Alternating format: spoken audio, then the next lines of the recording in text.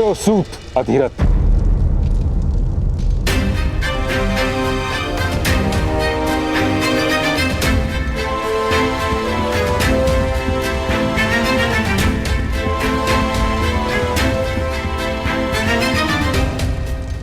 ये सत्य है महाराज कि मदनजय अपराधी था और जो दंड उसको मिला है वह उचित है। सत्य है कि इस बालक ने राज परिवार पर उपकार किया है। यह भी सत्य है कि इसका साहस और आत्मविश्वास अद्भुत है। सत्य के प्रति इसकी निष्ठा और सामर्थ्य पर कोई संदेह नहीं। किंतु महाराज, कि समाज केवल एक व्यक्ति से नहीं बनता। राज्य के सभी मनुष्य को संतोष प्राप्त हो, यह भी तो अनिवार्य है। और यह केवल तभी हो सकता है जब व्यवस्था का पालन हो तथा परंपरा का निर्वाह अनिवार्य है। यदि व्यवस्था टूटती है तो समाज में विद्रोह उत्पन्न होता है और हर प्रकार के विद्रोह को बल से शांत भी तो नहीं किया जा सकता। तात्पर्य तात्श्री? सूत के पुत्र को शस्त्र उठाने का अधिकार नहीं, उसे दंड देना ही होगा।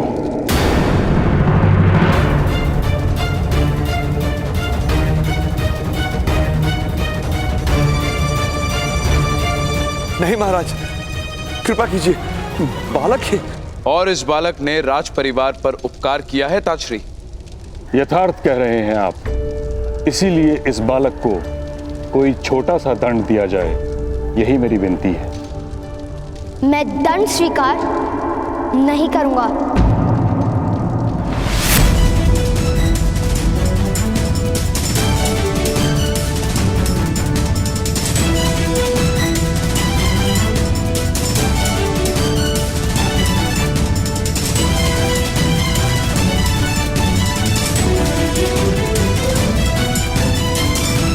पुत्रकर्ण, मौन रहो, राजसभा में विवाद मत करो। किंतु पिताश्री, यदि आपके साथ अन्याय नहीं हुआ होता तो भ्राताश्री क्यों शस्त्र उठाते? अनिवार्य था शस्त्र उठाना पिताश्री। बालक, न्याय प्राप्त करने का सबको अधिकार है। राज्य की व्यवस्था प्रत्येक व्यक्ति को न्याय प्रदान करती है। राज्य की व्यवस्था से ही अन्याय हो तो अब क्या किया जा सकता है?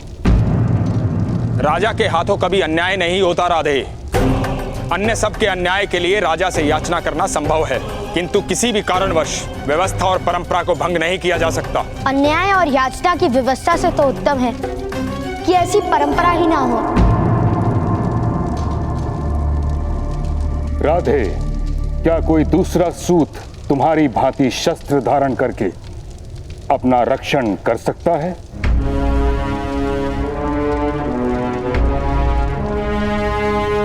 नहीं कर सकता। यदि उनको अपनी रक्षा का भार सौंप दिया जाए तो समस्त सूत समाज नष्ट हो जाएगा। उनकी रक्षा कौन करेगा?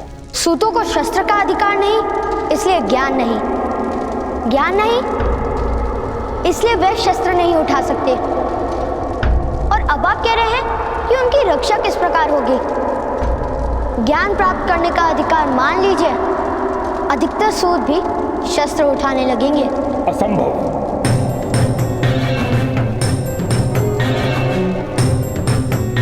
मरुभूमि में हरेक वृक्ष पर कांटे होते हैं, किंतु वन में प्रत्येक वृक्ष पर कांटे नहीं होते। वैसे ही मनुष्य एक समाज में रहता है और समाज में हर व्यक्ति को हर प्रकार का अधिकार नहीं दिया जा सकता। और ये निश्चित कौन करता है? परंपरा। परंपरा कोई एक व्यक्ति निर्मित नहीं करता, सहस्त्रों वर्ष से निश्चित होती आई है। समाज के इतिहास के अनुभवों से बनती है परंपरा। राजा केवल उसका वहन करता है। जब मैं जीवित नहीं था तब किसी ने किस प्रकार जाना होगा कि मैं कौन हूँ, मेरी स्थिति क्या है, मेरी इच्छाएं क्या हैं? इस समय की बनी परंपराओं को मैं आज क्यों स्वीकार करूं?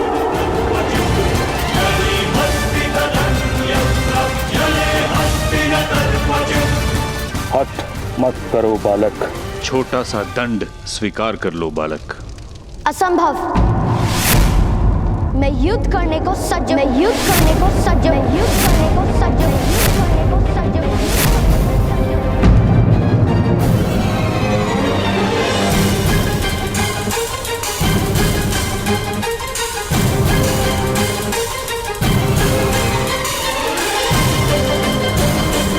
कर्ण, विद्रोह नहीं कर सकते तुम। महाराज, महामहिम, महामंत्री, मेरे पुत्र को क्षमा कर दीजिए। इसने विद्रोह किया है महाराज, इसे दंड मिलना चाहिए, मृत्यु दंड। इस सूत के बालक को मृत्यु दंड दीजिए। मृत्यु दंड दीजिए, मृत्यु दंड दीजिए, मृत्यु दंड दीजिए, मृत्यु दंड दीजिए, मृत्यु दंड दीजिए, मृत्यु दंड, मृत्यु दंड दीजिए, मृत्यु दंड दीजिए, मृत्यु दंड दीजिए, मृत्यु दंड दीजिए, मृत्यु दंड दीजिए, मृत्यु दंड, मृत्यु दंड दीजिए, मृत्यु दंड दीजिए। किसी में शक्ति हो तो दीजिए मृत्यु दंड।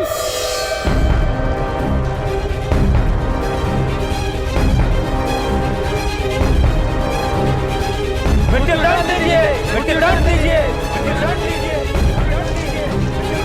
कौन? मृत्यु दंड, मृत्यु दंड दीजिए, मृत्यु दंड दीजिए, मृत्यु दंड दीजिए।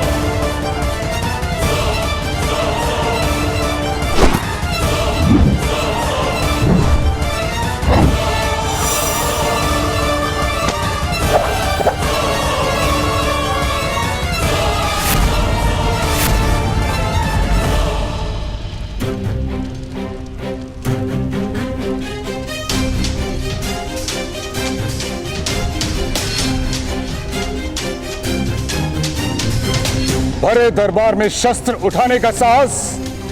यदि आज तुम्हें क्षमा कर दिया तो कल ये कोई और करेगा इस राज्यसभा में।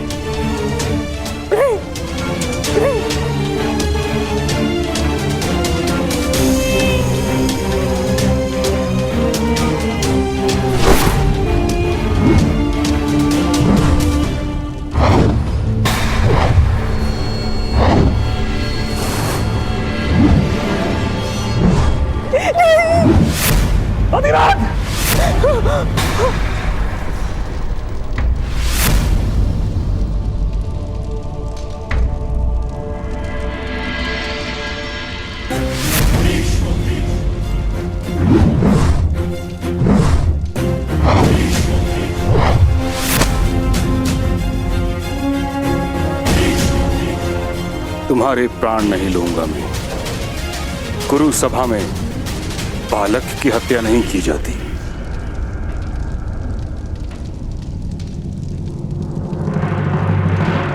अधिरथ, तुम्हारे पुत्र ने राजसभा में विद्रोह किया है।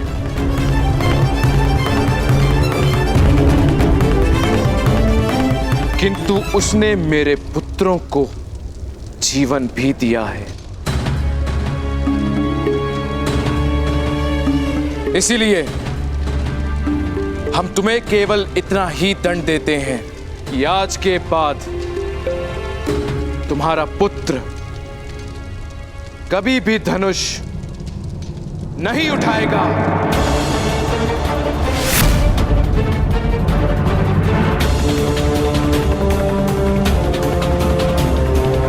सूतों के लिए बनी परंपरा का वहन करेगा, और यदि ऐसा नहीं हुआ तो तुम स्वयं अपने पुत्र को हस्तिनापुर और कुरु राष्ट्र से निष्कासित कर दोगे।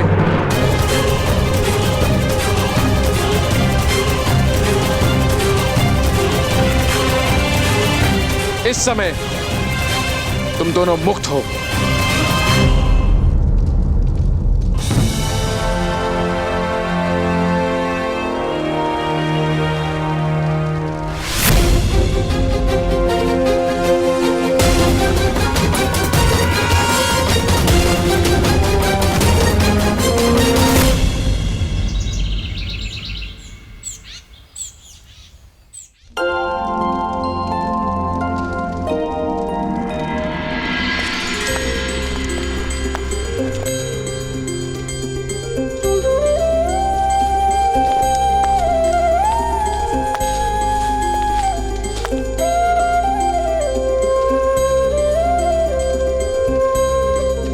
माता, मैं आरती करूं?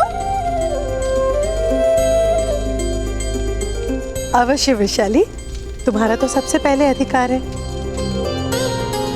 जब हम बड़ों का विश्वास टूट गया था, तब तुम मित्रों ने ही तो साथ दिया कर्ण का।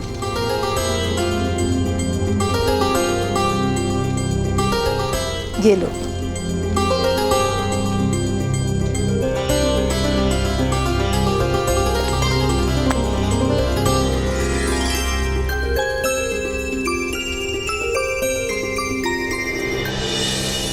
आज के बाद तुम्हारा पुत्र कभी भी धनुष नहीं उठाएगा।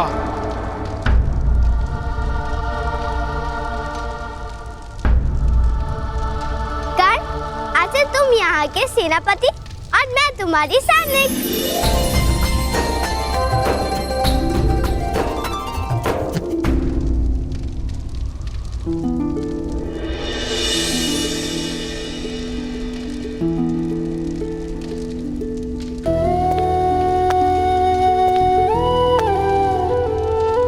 पुत्र कर्ण,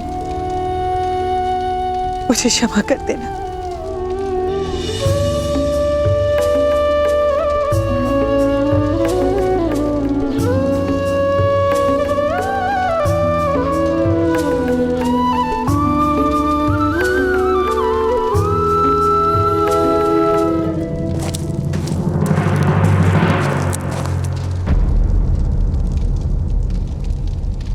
सूत अधिरथ, आपको महामहिम भीष्म ने बुलाया है। सूर्योदय के समय गंगा के पावन घाट पर प्रातः स्नान हेतु महामहिम नित्य जाते हैं। कल प्रातः काल आपको वहीं आने का आदेश है। अवश्य।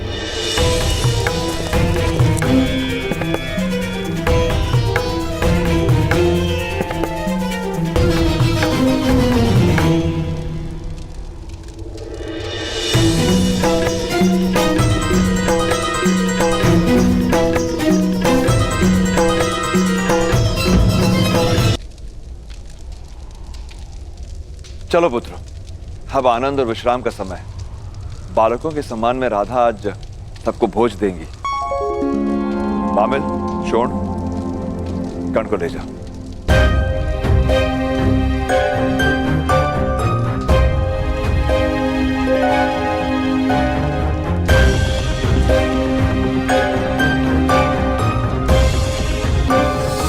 कर्ण का दुख आज अनन्य है अधिरथ। जानता हूं भ्राताश्री, जानता हूं। शाख के जिस स्थान से फूल तोड़ा जाता है, उस स्थान से पत्ता या फूल कभी उग नहीं पाता। आज तक बहुतों ने कर्ण से उसका धनुष छीना था, किंतु गुरु सुबह ने उससे उसकी आशा छीन ली। धनुष पे उसका अधिकार ही नहीं, उसका सुख भी उसी में है। और दुखदायक सत्य तो यह है कि कर्ण कभी धनुष उठा नहीं पाएगा।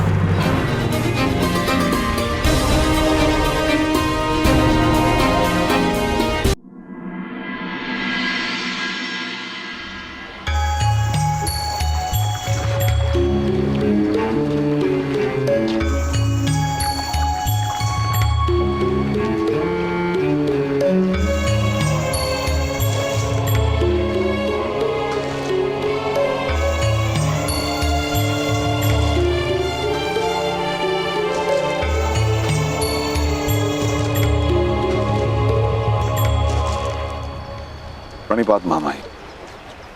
कल्याण हो। क्या कार्य करते हो?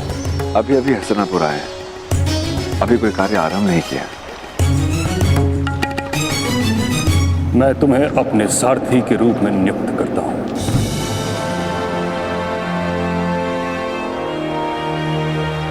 आपकी अनंत कृपा मामाई। कृपा नहीं, स्वार्थ है।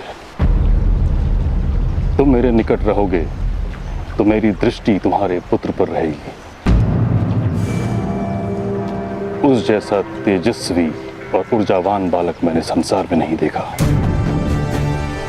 उसका अध्यापन मैं उचित रूप से करवाऊंगा। बिजली को आकाश में दिखा, उसकी कोई दिशा नहीं होती, उस पर कोई अंकुश नहीं होता। कुछ ही क्षण के लिए प्रकट होती है और फिर लुप्त हो जाती है। जिस पर गिरती है उसे नष्ट कर देती है।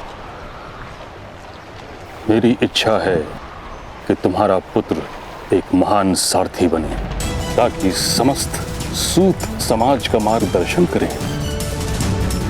बिजली की भांति उसका सामर्थ्य छिन्न भिन्न न हो जाए।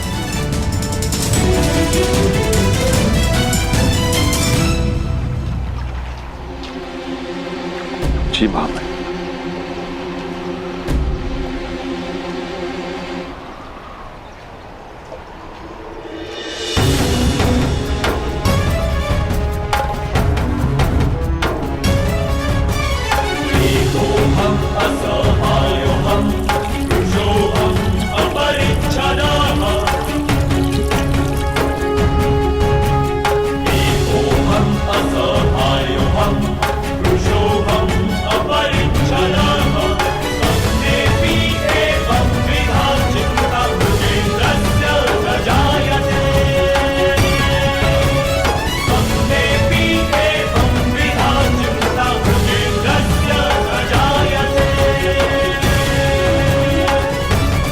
मैं बिजली की भांति दिशाहीन नहीं हूं, मनुष्य हूं।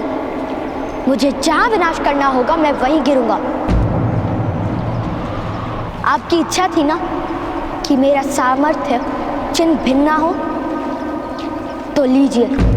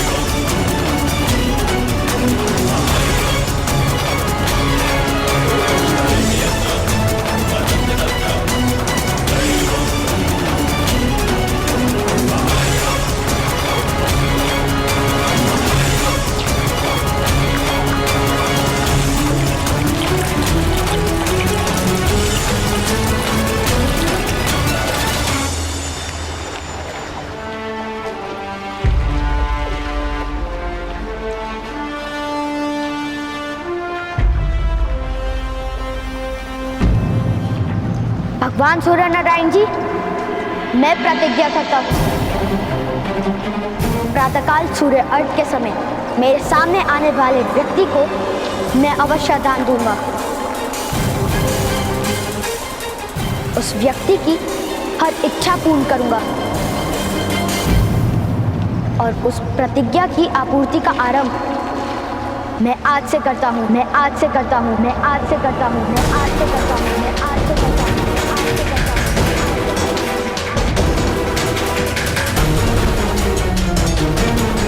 महामहिम भीष्म को दान देकर, दान देकर, दान देकर, दान देकर, दान देकर।